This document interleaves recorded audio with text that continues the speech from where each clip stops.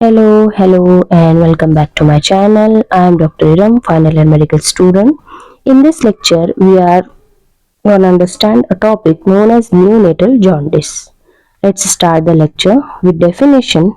सबसे पहले neonates उनको कहे जाते हैं, मतलब 28 डेज तक, पैदाइश से लेकर 28 डेज तक के जो बच्चे होते हैं उन्हें neonates कहा जाता है। जॉन्डिस क्या है? Discolouration, yellowish discolouration of the skin. किसकी स्किन? न्यूबॉर्न्स की।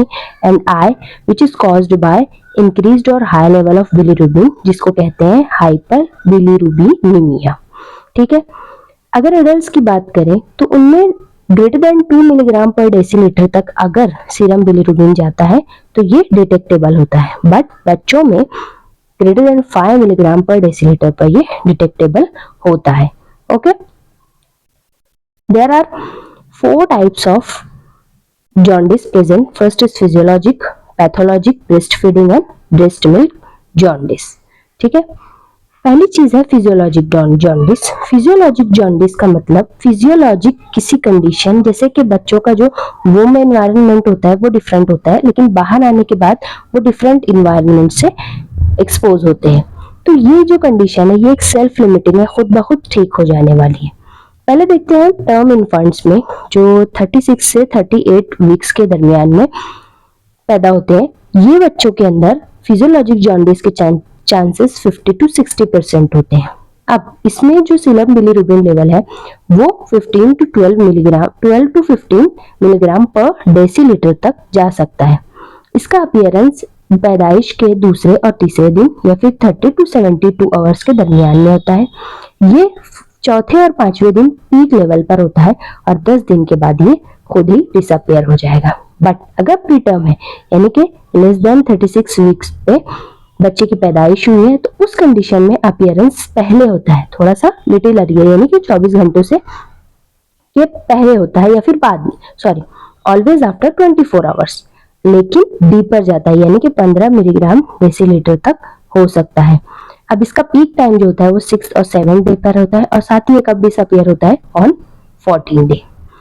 फिजियोलॉजिक जॉन्डिस को कोई ट्रीटमेंट की जरूरत नहीं होती है, किसी ट्रीटमेंट का मोहताज नहीं होता। हाँ, प्री टर्म इन्फेंट्स में किया जाता है ताकि क्रॉनिक स्ट्रेस से हम बच्चों को सेफगार्ड कर सके। ठीक है। Coming to the exaggerated physiologic jaundice. Exaggerated मतलब ज्यादा। ओके। तो अगर एक कंडीशन ऐसी होती है कि अगर प्रोलॉन्ग या फिर बियॉन्ड द लिमिट चला जाए फिजियोलॉजिक जॉन्डिस, तो ये कन्वर्ट होता है एग्जैजरेटेड फिजियोलॉजिक जॉन्डिस में। ओके। इसके एग्जांपल सिफेल हेमाटोमा या फिर हाइपोथायरायडिज्म हो गया, या फिर डिलेड म्यूकोनियम पैसेज, बच्चे ने म्यूकोनियम सक कर लिया लेकिन उसको अभी तक निकाला नहीं है, तो उस कंडीशन में physiologic jaundice exaggerated physiologic jaundice में कन्वर्ट हो जाता है। इसके कॉजेस क्या हो सकते हैं? या तो इंक्रीज्ड प्रोडक्शन हो जाए बिलीरुबिन का, हेपेटिक अपटेक डिक्रीज हो जाए, इफेक्टिव बिलीरुबिन कॉन्जुगेशन एक्सक्रीशन कम हो जाए, या फिर इंक्रीज्ड हेपेटिक सर्कुलेशन, एंटेरोहेपेटिक सर्कुलेशन के इंक्रीज हो जाने की वजह से भी होता है। Pathologic jaundice. पैथोलॉजिक जॉन्डिस का मतलब होता है अनकॉन्जुगेटेड हाइपर बिलीरुबिनीमिया। जब इसकी पैथोफिजियोलॉजी देखेंगे तो उसमें किस तरीके से अनकॉन्जुगेटेड किसे कहते हैं, कॉन्जुगेटेड किसे कहते हैं, वो तमाम चीजें इसमें कवर हो जाएगी। ओके। यहाँ पर सीरम बिलीरुबिन फिजियोलॉजिक जॉन्डिस से और ज्यादा देखने को मिलते हैं, यानी कि वहां अगर 15 था तो यहाँ पर 18 to 20 तक जा सकता है।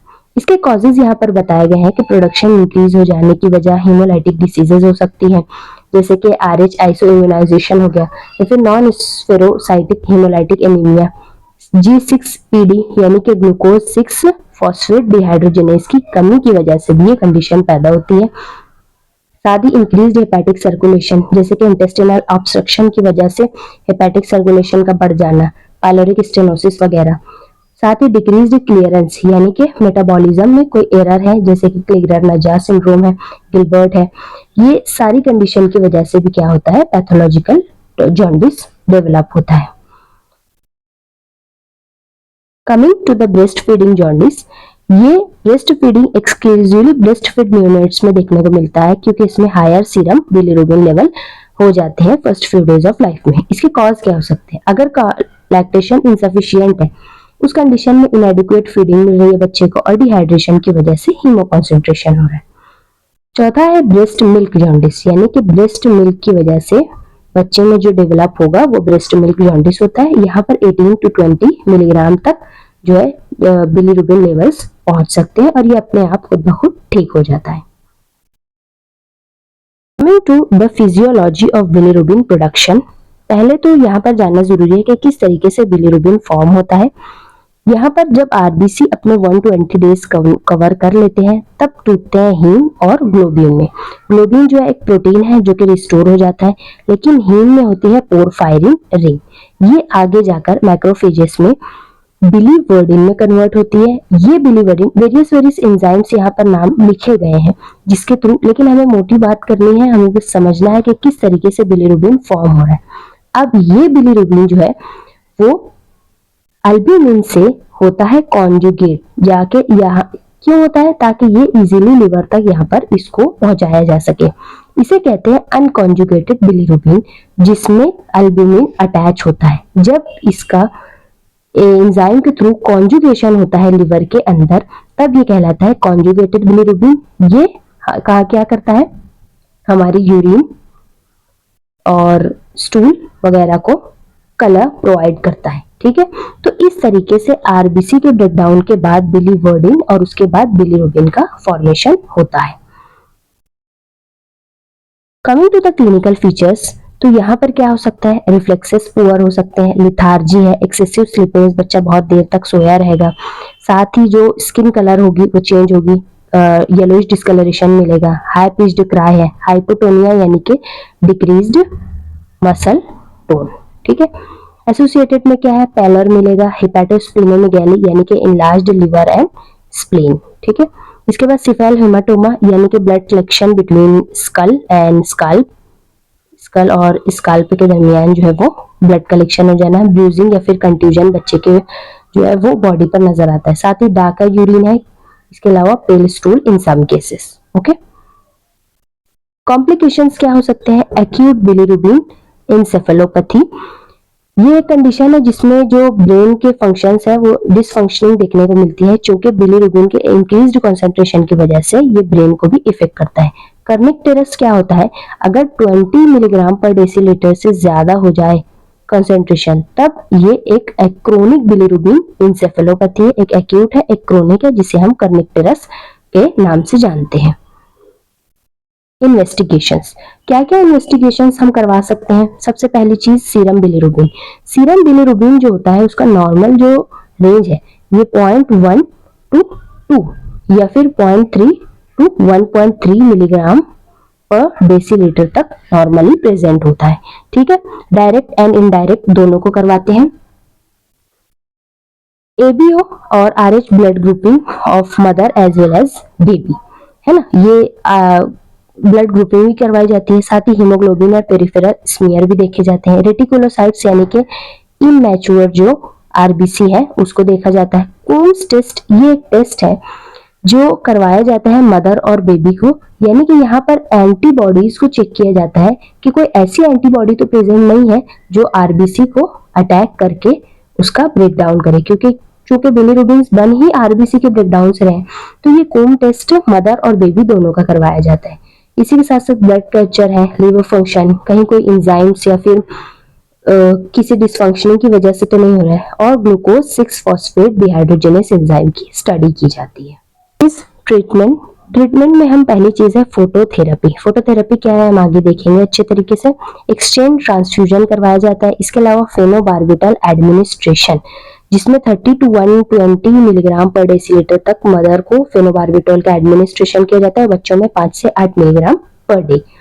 इसके अलावा मेटालोपोरफायरिन्स, ये एक सिंगल डोज कंपाउंड है जो मीसोपोरफायरिन का बना होता है, और ये क्या करता है, हाइपर बिलीरुबिनीमिया को जो है कंट्रोल करता है। साथ ही इसके एडमिनिस्ट्रेशन से there is no need for phototherapy.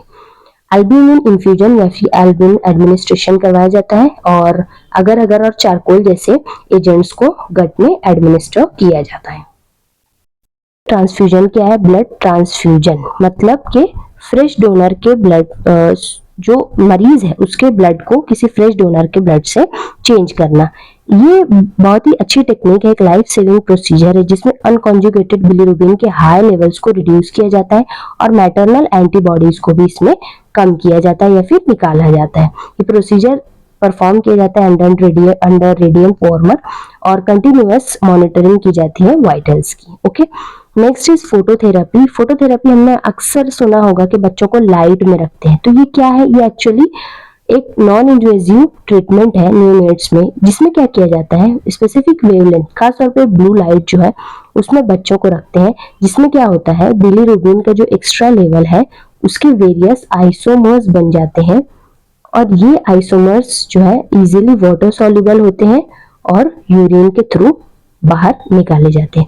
तो दिस इज फोटोथेरेपी जो बहुत ज्यादा आजकल यूज की जाती है खासतौर पर पैथोलॉजिक जॉन्डिस को ट्रीट करने के लिए। So it's all up to neonatal jaundice. Thank you so much. Like, share and subscribe. Press the bell icon. Thank you very much.